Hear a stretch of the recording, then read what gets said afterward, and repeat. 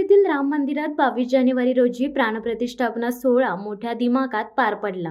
रामलल्लाच्या दर्शनासाठी भाविकांची आजही गर्दी पाहायला मिळते। अयोध्येत प्रभू श्रीरामाचे भव्य मंदिर साकारल्यानंतर प्रत्येकालाच या मंदिराला भेट देण्याची उत्सुकता होती।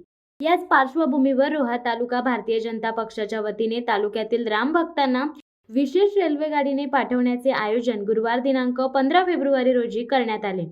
यावेळी 190 रामभक्तांनी विशेष रेल्वे गाडीने अयोध्याकडे प्रस्थान केले। यावेळी भाविकांमध्ये उत्साहाचे वातावरण निर्माण झाल्याचे दिसून आले। सियावर रामचंद्र की जय, जय श्रीराम या घोषणांनी रामभक्तांनी रोहा रेल्वे स्थानक दुमदुमले। भक्तांना अयोध्येमध्ये येऊन प्रभू श्रीरामाचे दर्शन घडवायचे हेच उद्दिष्ट डोळ्यासमोर ठेवून भाजपाने रामभक्तांना अयोध्या वारी घडवण्याचा निर्णय घेतला। त्यानुसार रोहा तालुक्यातील विविध भागातील अनेक रामभक्त यांनी रोहा तालुका अध्यक्ष अमित घाग यांच्याशी संपर्क साधल्यामुळे रोहा तालुका भारतीय जनता पक्षाने अतिशय उत्तम नियोजन करून प्रभू श्री राम भक्तांना अयोध्येसाठी अतिशय आनंदाच्या वातावरणात शुभेच्छा दिल्या।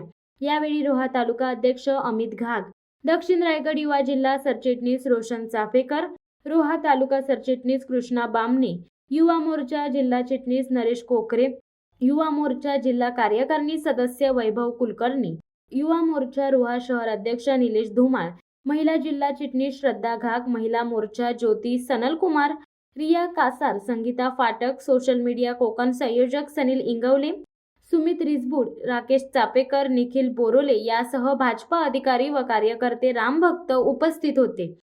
आपल्या देशाचे पंतप्रधान नरेंद्र मोदीजी यांना धन्यवाद देईन की आपल्या भारतवासियांचे जे स्वप्न होतं ते स्वप्न 22 जानेवारीला पूर्ण झालेलं आहे। रामलल्लाची मूर्ती राम मंदिरात प्राणप्रतिष्ठा झालेली आहे आणि रामलल्लाचं दर्शन घेण्यासाठी देशातील नव्हे तर पूर्ण जगातील लोकांचा ओढ ही अयोध्येकडे लागलेली आहे।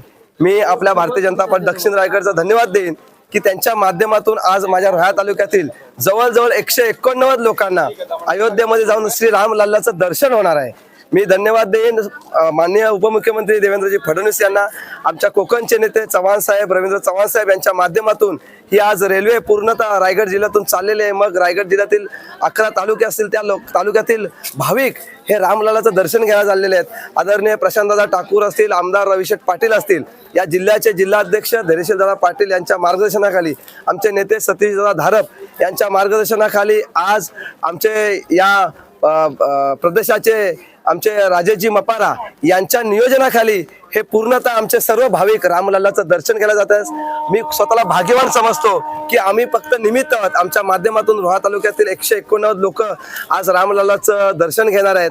खरंच मी भाग्यवान समजतो स्वतःला की हा योग केवळ ना केवळ भारतीय जनता पार्टीमुळे आमच्याकडे आलेला आहे। मी धन्यवाद देतो पंतप्रधान नरेंद्र मोदी यांना आणि आपले आज हबप आमचे राम सावंत महाराज देखील तिकडे जात आहेत।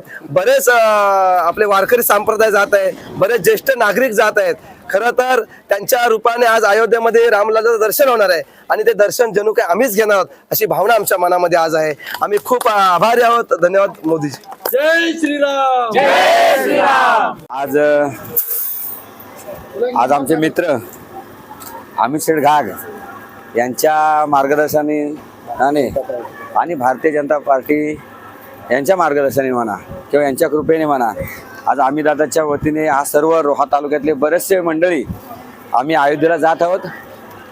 आज त्यांचं नियोजन आयोजन अतिशय सुंदर त्यांनी केलेलं आहे आणि आज आम्हाला खूप आनंद सुद्धा होत आहे का प्रथमच आम्ही अयोध्येचं आम्ही रामलल्लाचं दर्शन घेणार आहोत आणि हे सगळं श्रेय आज आमचा मित्र अमित दादा यांना जाणार आहे आणि भारतीय जनता पार्टी या पक्षाला सुद्धा त्याचं श्रेय जाणार आहे, कारण ते भारतीय जनता पार्टी पक्षाचे आमचे रोहा तालुक्याचे अध्यक्ष आहेत आणि त्यांचं जे नियोजन असतं ते अतिशय चांगलं नियोजन असतं, कारण त्यांच्या नियोजनातूनच बरेचशा सांस्कृतिक कार्यक्रम आणि कबड्डी असतील, इतर खेळ असतील, असे अनेक ते कार्यक्रम आयोजन करत असतात आणि त्याच्यातून तरुणांना प्रोत्साहन किंवा सर्व मंडळीला प्रोत्साहन देण्याचं काम ते करत असतात आणि त्यांच्या आज आम्ही सर्व रोहा तालुका आपला आभारी आहोत।